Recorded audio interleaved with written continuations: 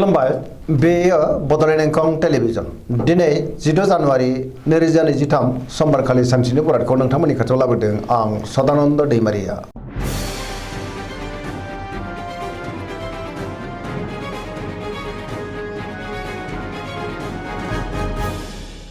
सिगां फरायनो लादों मेष राशि गिबि हांखो अ ल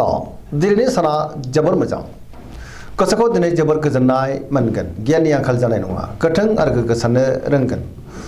मोनफ्रोमबो खामानिखौनो दिनै मोजाङैनो मावफुंलांनो हागोन बहाबा दावबायनो एबा हान्थिनो खाबु मोननो हागौ आरो मोजाङैनो हान्थिनोबो हागोन मावनो हानाय खामानिखौबो थि समावनो आरो गोरलैयैनो मावफुंनो हागोन गोसोआ दिनै जोबोर खुसि जागोन देहाया मोजाङै थागोन अब्लाबो नाथाय जानाय लोंनायाव सांग्रां जानांगोन सोरबा लोगोनिफ्राय मोजां खौरां फैनोबो हागौ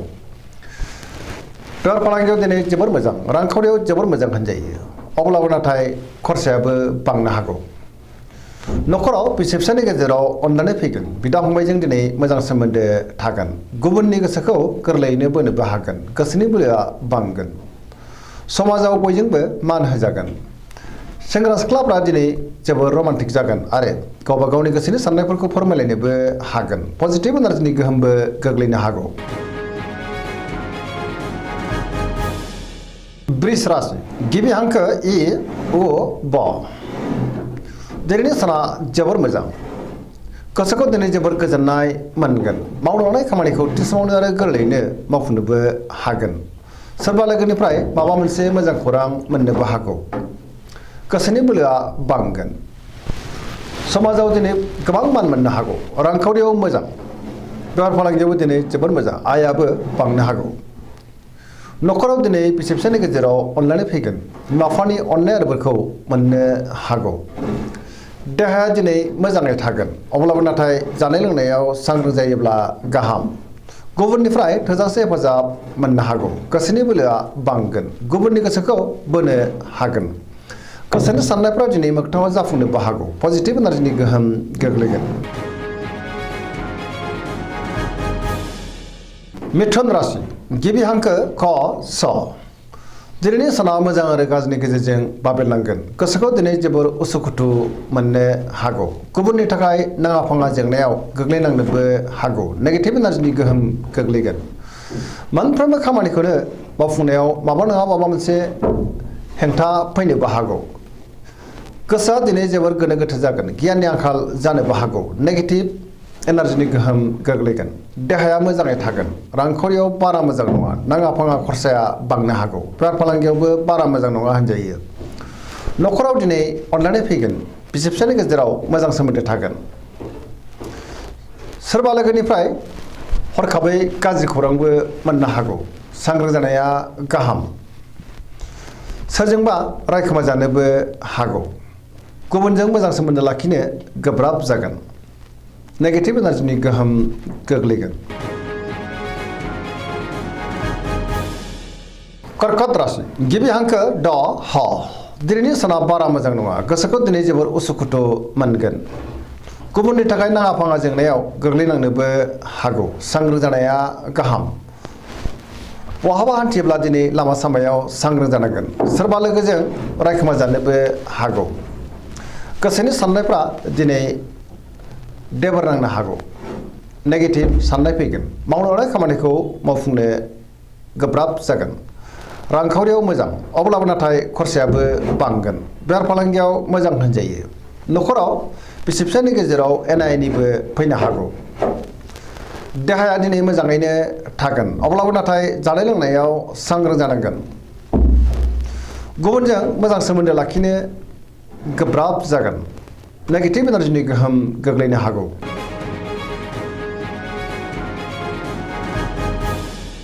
सिंह राशि गिबि हांखो म ट दिनैनि साना जोबोर मोजां गोसोआव दिनै पजिटिभ साननाय फैगोन गोथों आरो गोग्गो साननो रोंगोन गियाननि आंखाल जानाय नङा मावनो हानाय खामानिखौ थि समावनो आरो गोरलैयैनो मावफुंनोबो हागोन सोरबा लोगोनिफ्राय थोजासे हेफाजाब मोनगोन समाजाव लोगो लेवा बांगोन बहाबा दावबायनो एबा हान्थिनो खाबु मोननोबो हागौ आरो मोजाङैनो हान्थिनोबो हागोन अब्लाबो नाथाय लामा सामायाव सांग्रां जानांगोन रांखावरियाव मोजां बेफार फालांगियावबो मोजां होनजायो नखराव बिसि फिसायनि गेजेराव अनलायनाय फैगोन गुबुननि थाखाय गोबां मोजां खामानि मावनानै होनोबो हागोन गोसोआव दिनै पजिटिभ साननाय फैगोन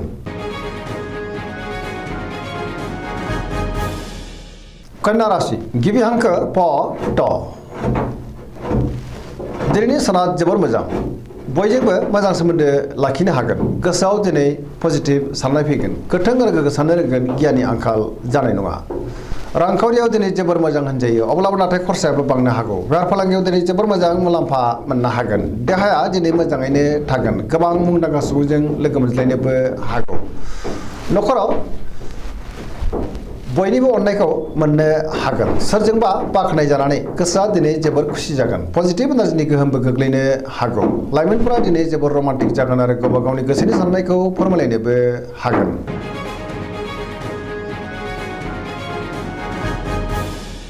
तुला राशि गिबि हांखो र ट दिनैनि साना मोजां आरो गाज्रि गेजेरजों बाबेनलांगोन गोसोखौ दिनै जोबोर उसुखुथु मोननो हागौ सोरजोंबा रायखोमा जानोबो हागौ गोसोनि बोलोआ लोरबां जागोन मावनो हानाय खामानिखौ मावफुंनायाव गोब्राब जानो हागौ माबा नङा माबा मोनसे गोरोन्थिबो जालांनो हागौ देहाया मोजाङै थागोन रांखावरियाव मोजां अब्लाबो नाथाय खरसायाबो बांगोन बेफार फालांगियाव मोजां होनजायो गुबुननि थाखाय गोबां मोजां खामानि मावनानै होनो हागोन नाथाय अब्लाबो माबा नङा माबा मोनसे गोरोन्थि जालांनोबो हागौ गोदान थांखि लानो हानाय नङा सेंग्रा सिख्लाफ्रा दिनै जोबोर आला खाला जागोन नेगेटिभ एनार्जिनि गोहोमबो गोग्लैनो हागौ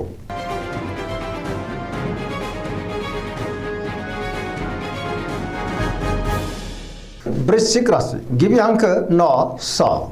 दिनैनि साना जोबोर मोजां गोसोखौ दिनै जोबोर गोजोननाय मोनगोन सोरजोंबा बाख्नाय जानो हागौ बहाबा दावबायनो एबा हान्थिनो खाबु मोनगोन आरो मोजाङैनो हान्थिनोबो हागोन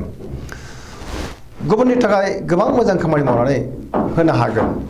पजिटिभ एनार्जिनि गोहोम गोग्लैनो हागौ समाजाव मान बांगोन रांखावरियाव मोजां अब्लाबो नाथाय खरसायाबो बांगोन बेफार फालांगियावबो दिनै जोबोर मोजां मुलाम्फा मोननो हागोन गोसोनि साननायफ्रा मोगथाङाव जाफुंनो हागौ गोसोनि बोलोआबो बांगोन समाजाव बयजोंबो मान होजागोन नखराव बिसि फिसायनि गेजेराव अनलायनाय फैगोन रांखावरियाव मोजां सोरजोंबा बाख्नाय जानो हागौ पजिटिभ एनार्जिनि गोहोम गोग्लैगोन लाइमोनफोरा जोबोर रमान्टिक जागोन आरो गावबा गावनि गोसोनि साननायखौ फोरमायलायनोबो हागोन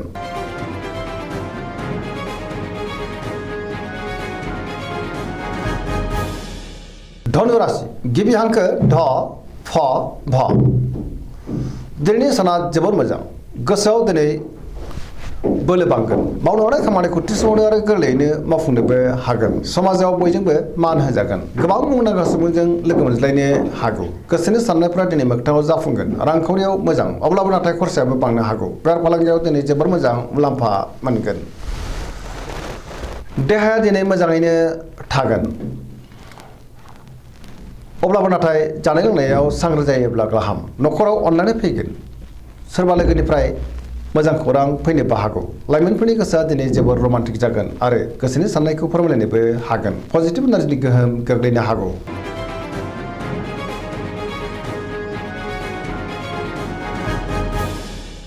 मकर राशि गिबि हांखो ख ज दिनैनि साना जोबोर मोजां गोसोनि साननाया जाफुंनो हागौ मावनो हानाय खामानिखौ थि समावनो आरो गोरलैयैनो मावफुंनोबो हागोन रांखावरियाव मोजां अब्लाबो नाथाय खरसायाबो बांगोन बेफार फालांगियाव दिनै जोबोर मोजां मुलाम्फा मोननो हागौ गुबुनजों मोजां सोमोन्दो लाखिनो हागोन गोदान खामानियाव आखाइ होजेननोबो हागोन सोरजोंबा बाख्नाय जानानै गोसोआ दिनै जोबोर खुसि जागोन नखराव बिदा फंबायनि हेफाजाबखौ मोननो हागौ सेंग्रा सिख्लाफ्रा दिनै गावबा गावनि गोसोनि साननायखौ फोरमायलायनो हागोन आरो गोसोआ दिनै जोबोर रमान्टिक जागोन पजिटिभ एनार्जिनि गोहोम गोग्लैनो हागौ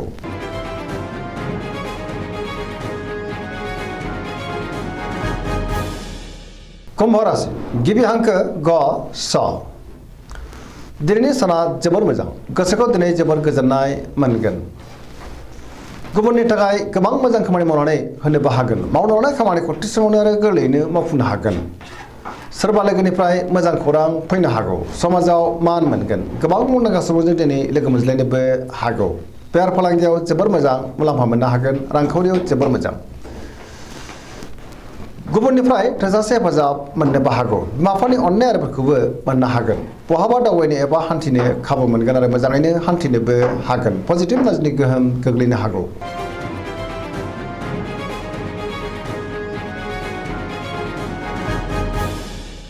मीन राशि गिबि हांखो ड स दिनैनि साना जोबोर मोजां गुबुननि थाखाय मोजां खामानि मावनानै होनोबो हागोन सोरबा लोगोनिफ्राय मोजां खौरां फैनोबो हागौ गोसोआव दिनै पजिटिभ साननाय फैगोन गोसोनि बोलोआबो बांगोन गावनि गोसोनि साननायखौ दिनै गुबुननो फोरमायनोबो हागोन देहाया मोजाङै थागोन अब्लाबो नाथाय जानाय लोंनायाव सांग्रां जानांगोन रांखावरियाव मोजां बेफार फालांगियावबो मोजां न'खरावबो अनलायनाय फैगोन